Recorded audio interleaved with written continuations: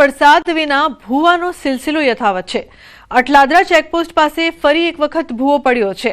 Car ચાલક પસાર થઈ રહ્યા હતા તે જ સમયે ભૂવો પડ્યો। ભૂવામાં એક પર કાર ફસાઈ ભારે જહેમત બાદ ભૂવામાંથી કાર બહાર કાઢવામાં આવી। તો વરસાદ વગર ભૂવો પડ્યો છે વડોદરા શહેરમાં, જેના કારણે લોકો પણ અચંબિત છે। ઉલ્લેખનીય છે કે ભૂવા પડવાનો સિલસિલો વડોદરામાં યથાવત। વડોદરાવાસીઓને કહેવા માંગુ છું, જ્યાં ત્યાં તમે રોડ ઘરેથી નીકળો તો જ્યાં આવા પેચ વર્ક હોય ત્યાં સાચવીને જજો, કેમ કે ગમે ત્યારે રોડ બેસી જવાની સંભાવના છે। આખું વડોદરા ખોદી કાઢ્યું છે આ લોકોએ। સયાજીરાવનું સુંદર વડોદરા હતું એને ખોદીને ખાડોદરા બનાવી દીધું છે।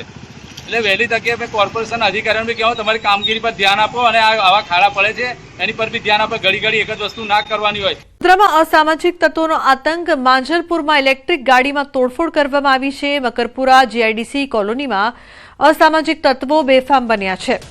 વહેલી સવારે પાર્ક કરેલી ઇલેક્ટ્રિક ગાડીમાં તોડફોડ બાદ કોલોનીના રહેવાસીઓમાં ભયનો માહોલ જોવા મળી રહ્યો છે। સમગ્ર ઘટના સીસીટીવી કેમેરામાં કેદ થઈ છે। પોલીસે સીસીટીવીના આધારે એક આરોપીની ધરપકડ કરી છે। હજુ 2 આરોપીઓ ફરાર છે। પોલીસે આરોપીને કાયદાનું ભાન કરાવ્યું છે। આરોપીની અટકાયત કરી કાન પકડાવીને ઉઠક બેઠક કરાવી। અગાઉના અકસ્માત મુદ્દે રોષ રાખી ગુનો આચર્યો હોવાની કબૂલાત કરી છે। પકડાયેલ આરોપી વિશાલ નથુભાઈ પટેલ માંજલપુર જીઆઈડીસી કોલોનીનો રહેવાસી છે। વલસાડ રૂરલ પોલીસે દારૂની હેરફેર માટે બુટલેગરોની એક અજીબ તરકીબ ખુલ્લી પાડી છે। એક કારના સીએનજી સિલિન્ડરમાં છુપાવી રાખેલા વિદેશી દારૂના જથ્થા સાથે 2 આરોપીઓની ધરપકડ કરવામાં આવી છે। વલસાડ રૂરલ પોલીસને મળેલી બાતમીના આધારે પોલીસની એક ટીમ વલસાડ શુગર ફેક્ટરી નજીક અમદાવાદ મુંબઈ નેશનલ હાઈવે વોચમાં હતી। આ દરમિયાન હાઈવે પરથી પસાર થતી એક કારને રોકી હતી। ત્યારબાદ તપાસ કરતા પ્રાથમિક દ્રષ્ટિએ કારમાં કંઈ શંકાસ્પદ દેખાયું નહોતું, પરંતુ પાકી બાતમી મળી હોવાથી પોલીસે વધુ તપાસ કરતા કાર સીએનજી સિલિન્ડરમાં બનાવેલા છુપા ખાનામાં ભરેલા 17,000થી વધુની કિંમતનો વિદેશી દારૂનો જથ્થો ઝડપી પાડ્યો હતો। પોલીસે આ કાર્યવાહીમાં નવસારી જિલ્લાના સુનિલ પટેલ અને મયુર પટેલ નામના 2 આરોપીઓની ધરપકડ કરી તેમના વિરુદ્ધ કાયદેસરની કાર્યવાહી હાથ ધરી છે। અત્યાર સુધીની પૂછપરછમાં આરોપીઓ વિદેશી દારૂનો આ જથ્થો દમણના વિવિધ વાઇન શોપમાંથી છૂટક લઈ અને કારમાં સીએનજી સિલિન્ડરમાં બનાવેલા છુપા ખાનામાં ભરી તેની હેરાફેરી કરી રહ્યા હતા। જો કે વલસાડ જિલ્લા પોલીસે બુટલેગરોની આ મેલી મુરાદ પર પાણી ફેરવી નાખ્યું છે। મધ્યપ્રદેશથી ગુજરાતમાં દારૂ ઘુસાડવાના અવનવા કિમિયા સામે આવ્યા છે। ઘાસચારાની આડમાં વિદેશી દારૂની હેરાફેરી ઝડપાઈ છે। મહીસાગર જિલ્લા લોકલ ક્રાઇમ બ્રાન્ચને મોટી સફળતા મળી છે। લોકલ ક્રાઇમ બ્રાન્ચ દ્વારા અંદાજિત 1 કરોડનો વિદેશી દારૂ ઝડપાયો છે। ઇન્દોરથી વિદેશી દારૂ ભરી અને લઈ જવાતો હતો। મહીસાગર લોકલ ક્રાઇમ બ્રાન્ચે ઇન્દોર અમદાવાદ હાઈવે ઉપર વિદેશી દારૂ ભરેલો ટ્રક ઝડપ્યો છે। ઘાસચારાના ભૂસા ભરેલા થેલાઓની આડમાં લઈ જવાતો હતો આ વિદેશી દારૂ। 14,688 નંગ વિદેશી દારૂની બોટલ મળી છે, તો 97,40,615નો વિદેશી દારૂ કબજે કર્યો છે। ટ્રક અને વિદેશી દારૂ મળીને 1,12,46,615નો મુદ્દામાલ કબજે કર્યો છે। ઇન્દોરથી વિદેશી દારૂ ભરી આખરે ક્યાં પહોંચાડવાનો હતો તે તપાસનો વિષય બન્યો છે। ખેડામાં પાર્ક કરેલા કન્ટેનરમાં આગ લાગી। આગ લાગતા એક સાથે 8 કાર બળીને ખાક થઈ। બહુચરાજીથી 8 જેટલી કાર ભરીને જતું હતું કન્ટેનર રોજવા પાસે હોટલના મેદાનમાં પાર્ક કર્યું હતું। અચાનક ઊભી રહેલા કન્ટેનરમાં આગ લાગી। મેદાનમાં કન્ટેનર મૂકીને આરામ કરતો ડ્રાઈવર માંડ બચ્યો, તો કન્ટેનરમાં શોર્ટ સર્કિટના કારણે આગ લાગ્યાનું અનુમાન છે। ફાયર વિભાગે આગ પર કાબુ મેળવ્યો છે। સદનસીબે આ ઘટનામાં કોઈ જાનહાનિ નહીં। એસઆઈઆર અંગે ભાજપની કમલમ ખાતે બેઠક। પ્રદેશ ભાજપ પ્રમુખની અધ્યક્ષતામાં ચર્ચા। એસઆઈઆરની વિધાનસભા વાઇઝ કામગીરી પર ચર્ચા। તો એસઆઈઆર કામગીરીના રાષ્ટ્રીય સંયોજક ઓમપ્રકાશ ધનખડ ઉપસ્થિત રહ્યા। ભાજપના 3 મહામંત્રીઓ પણ બેઠકમાં હાજર। પ્રશાંત કોરાટ, હિતેન્દ્રસિંહ ચૌહાણ અને અજય બ્રહ્મભટ્ટ ઉપસ્થિત।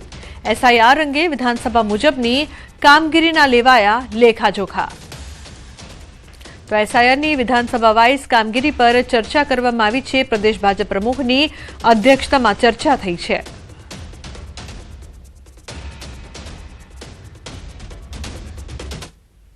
ગાંધીનગરમાં બંગાળની સ્થિતિ પર પ્રદેશ ભાજપ પ્રમુખનું નિવેદન. ભાજપના પ્રદેશ પ્રમુખ જગદીશ વિશ્વકર્માની પ્રેસ. આખા પશ્ચિમ બંગાળમાં હિંસા અને ભયનું રાજકારણ. ત્યાં ચૂંટણીમાં હંમેશા હિંસા થતી હોય છે.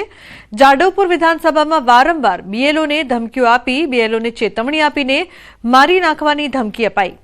તો પશ્ચિમ બંગાળ નાગરિકો માટે સુરક્ષિત નથી. एक छोटा सा कर्मचारी पर दबाव डालकर उसको आत्महत्या करने पर मजबूर किया। इन घटनाओं को आज देश के सारे कर्मचारियों पर सवाल खड़ा किया है कि क्या बंगाल जैसी स्थिति पूरे देश में ना हो। तो ये मीडिया के माध्यम से मैं ममता बनर्जी की, उनकी टीएमसी पार्टी को पूछना चाहता हूँ कि ये कर्मचारी ने जो आत्महत्या की उसको क्या न्याय मिलेगा। નર્મદા જિલ્લાની સંકલન બેઠક યોજાઈ છે. એકબીજાના કટ્ટર વિરોધી નેતાઓ અધિકારીઓની મનમાની સામે એક થયા છે. સાંસદ મનસુખ વસાવાએ કહ્યું, જિલ્લાના કેટલાક અધિકારીઓ ક્રેક મગજના છે. સ્ટેચ્યુ ઓફ યુનિટી અને નર્મદાના ડીએફઓ બંને વિચિત્ર પ્રકારના પ્રાણી છે. કોઈને કોઈ ફોરેસ્ટના કાયદા બતાવીને કામોને અટકાવી દે છે. કામ અટકાવશો તો કેવી રીતે ફોરેસ્ટ વિસ્તારનો વિકાસ થશે? અધિકારીઓ ન ગાંઠે તો કાન પકડીને કામ કરાવીશું. ડેડિયાપાડાના આપ ધારાસભ્ય ચેતર વસાવાએ કહ્યું, નર્મદા જિલ્લો અતિ પછાત જિલ્લો છે. જિલ્લા સંકલન અમે અવારનવાર પ્રજાના પ્રશ્નો પૂછીએ છીએ, પરંતુ ઘણા અધિકારીઓને લોકોના કામમાં રસ નથી. ચેતર વસાવા પોતે ટાઈમપાસ કરતા હોય તેવું વર્તન કરે છે. અમે બધાએ આક્રમકતાથી રજૂઆત કરી છે.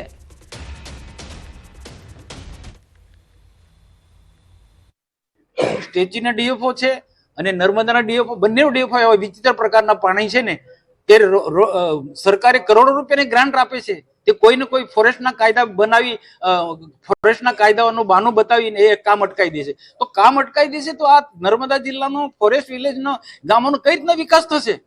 સરકાર ખૂબ વિકાસ કરવા માંગે છે અને ગ્રાન્ટ પણ આપે છે. સંકલન સમિતિમાં સાંસદ શ્રી, જિલ્લા પ્રમુખ શ્રી કે ધારાસભ્ય શ્રીઓ કોઈ પણ પ્રશ્ન મૂકે છે તો એ જિલ્લાના લોકોના હિતના પ્રશ્નો હોય છે. જે અમારી સમક્ષ આવતી રજૂઆતો અમે પ્રશાસન સમક્ષ મૂકીએ છીએ, પણ પ્રશાસન એ પ્રશ્નના નિરાકરણમાં એમને રસ ના હોય એ પ્રકારે સંકલનમાં થઈ જશે એમ કરીને કોરમ પૂરું કરતા હોય છે. આજે પણ અધિકારીઓ સાથે એ જ બાબતને લઈને અમે આક્રમકતાથી બધાએ રજૂઆતો કરી છે. બનાસકાંઠા જિલ્લામાં ઠાકોર સમાજ બાદ હવે રબારી સમાજનું નવું બંધારણ બને તેવા ભણકાર. ડીસાના આસેડા ગામે રબારી સમાજના મહાસંમેલનને લઈને બેઠક મળી છે. સામાજિક બંધારણના મહાસંમેલનના આયોજનને લઈને આસેડા ગામે મળેલી બેઠકમાં 30થી વધુ ગામોના આગેવાનો જોડાયા છે.